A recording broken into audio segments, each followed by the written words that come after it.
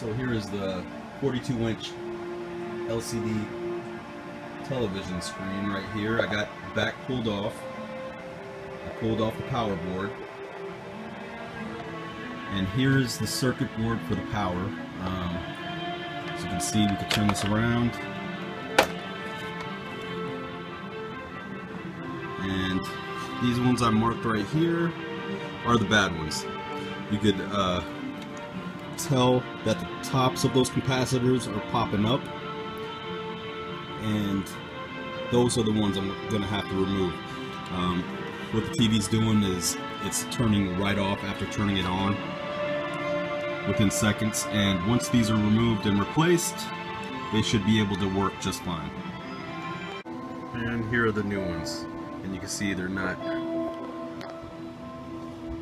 popped out at the top, and those are new ones compared to the old ones, which are definitely popping out a little bit there. So these ones are bad. And there we go. It's not shutting down. It's staying on. It looks like those capacitors are working for this one. Yeah.